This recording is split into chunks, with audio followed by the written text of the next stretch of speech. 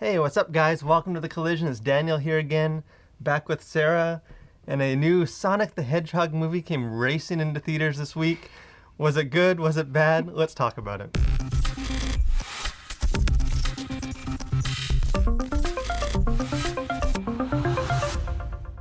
So, video game movies are notoriously horrible.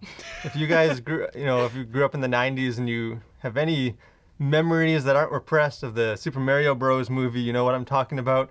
The movie industry just hasn't been able to crack the code of transitioning from kind of the video game medium to tell a compelling story. And this movie got off to a bit of a rocky start.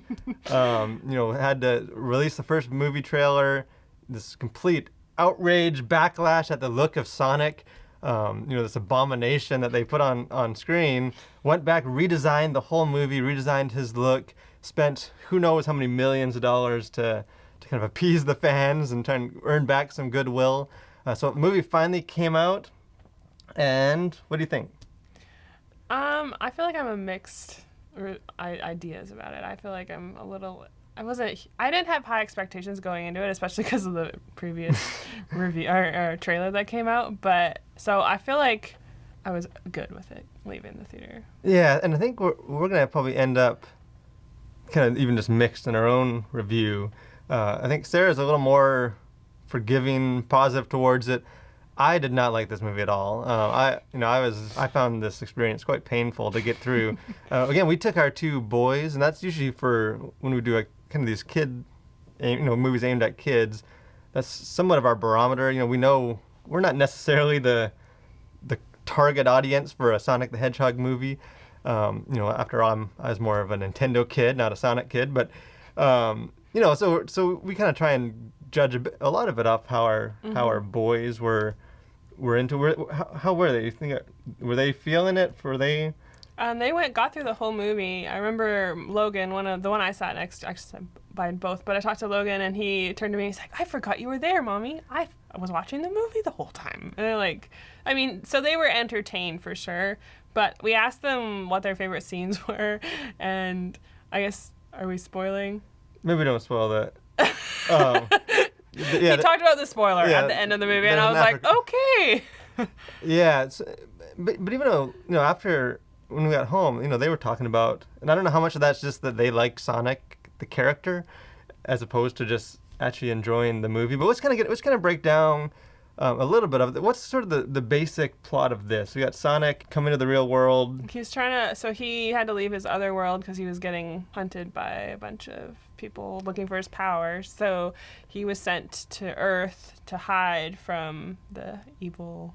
I don't know what they're called. Yeah, kind of just hide. People that want to take his, harvest his speed powers, however that works. And, ends up getting discovered, and so he's sort of on the run, trying to find safety. He lasts for 10 years. Like they had a 10-year time lapse. Yeah, but all good things come to an end, and one thing leads to another. And we got Jim Carrey as the villain in this movie, Dr. Robotnik. A lot of the marketing really focused on him. Yeah. More even than Sonic. How did you find Jim Carrey in this movie? As a fellow Canadian, I hate to say, I was not a fan of him in this movie. He was a little over... he was supposed to be over the top, but he was a little obnoxious in this movie for me. Yeah, it's very much a Jim Carrey performance. He's hamming it up. He's being crazy. This sort of that real slapsticky, over the top performance that you're kind of used to. Back in his prime when he was doing that a lot more. My issue is, I find it annoying, but just sort of the tone of it for me, and maybe that's sort of a segue into wrestling with some of the stuff kind of beneath the surface of this movie. As Christians, how should we be approaching this? And again, there's not a whole lot of deep, theological themes in Sonic the Hedgehog movie. It's not really a movie like that makes you question your worldview or anything.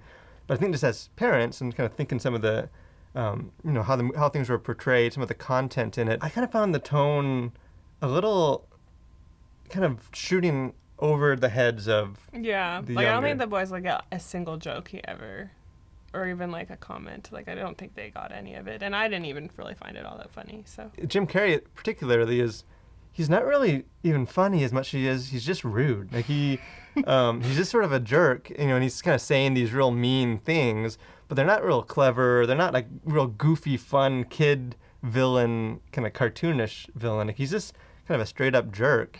And again, I don't know what you thought as a parent. Like they're using a lot of language, calling everyone stupid or morons or. They were calling Jim Carrey's character a freak, which I just thought was kind of. Yeah, there's a lot, and there, at one point they swear, like he, kind of, what the heck are you doing here? So there's some moments like that, and I counted at least 3 where it's like, oh, son of, and then they, the camera cuts off, or, where they imply that there's swears happening, but then they cut it off because it's, it's still PG movie for kids. But yeah, that kind of turned me off a bit, just the tone of it, seeing, and even there's not like violence, people aren't dying or anything in this movie, but, it can be quite intense. They're shooting real missiles and bullets at Sonic, and, Jim Carrey is somewhat menacing. Like, he's trying to kill Sonic. Yeah. Not in like a playful way, just in like he's an evil character way. Yeah.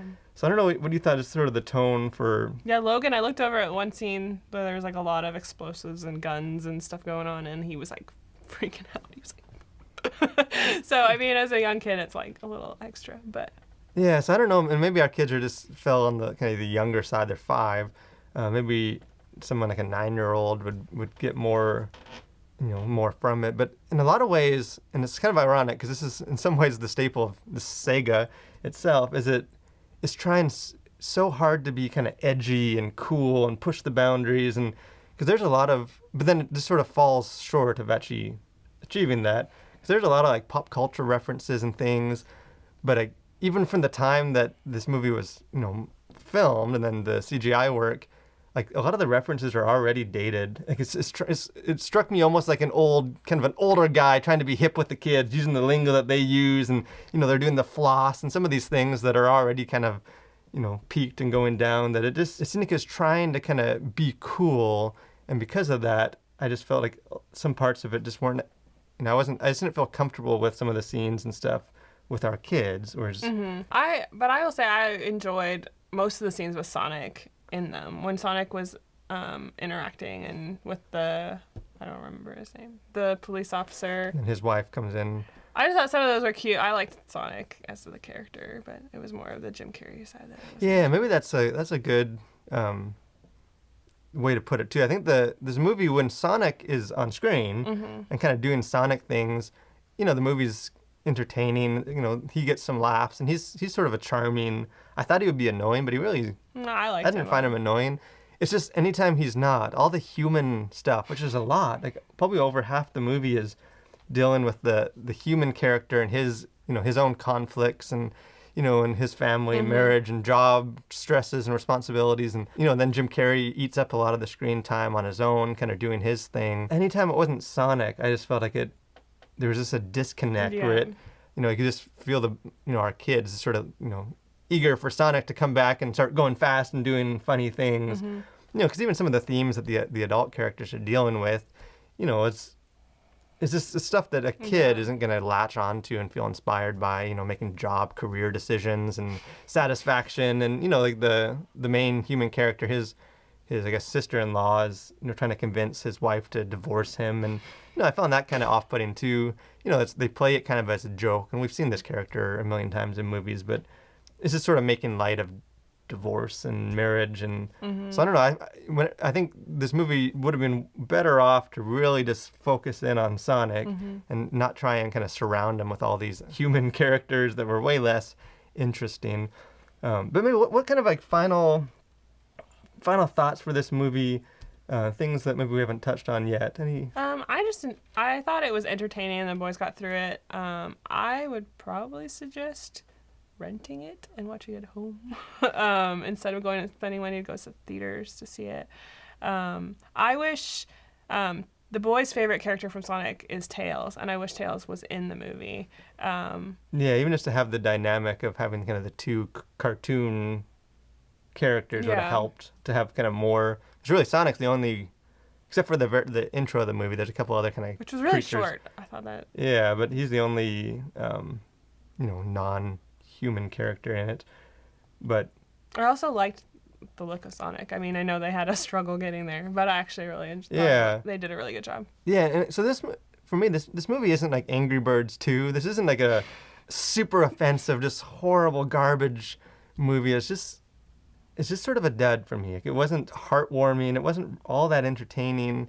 It kind of falls into the trap of it kind of wants to be heartwarming, but it, anytime they're trying to have the scene, they, instead of kind of making you feel it, it's just Sonic gives a monologue that all of a sudden he'll stop what he's doing and be, I'm so lonely. I really need a family. If only I had, like, sort of like trying to tell the audience how to feel and that you should feel for him rather than just, any kind of organic, emotional pull for this. So yeah, I think for me, I don't think this is a movie that you need to, as a parent, that you need to be like super concerned about bringing your kids to. The language. All of that mostly went over our kids' heads, so. Yeah, and I can be sensitive to some of that. Just I don't want them just to be filling their minds and start going home calling people morons and freaks. And one of the scenes takes place in a bar. They're not like glamorizing it or anything, but it's in a bar and people are drinking and stuff. So it's just some stuff like that I think to be maybe just aware of going into it. But kind of other than just some of that content stuff, I don't think there's any deeper problems with this. I think you said it well. I think this is a movie that wait for it to maybe come on Netflix or rent, but I don't think it's worth spending the money to haul the kids and buy them some popcorn in the movie theater. But hey, if you do take your kids, or if you just see it on your own, you're a big Sonic fan from back in the day, we'd love to hear your thoughts. Maybe if you enjoyed this movie, if you're looking forward to a sequel, if there is one, if you have any thoughts on the the cliffhanger at the very end of the movie. Let's talk about that. And again, if you haven't done so already, we'd love for you to subscribe to this channel, keep up with all our movie reviews and other video content. And we just want to thank you for watching. Hope you'll continue to collide with your world for Christ.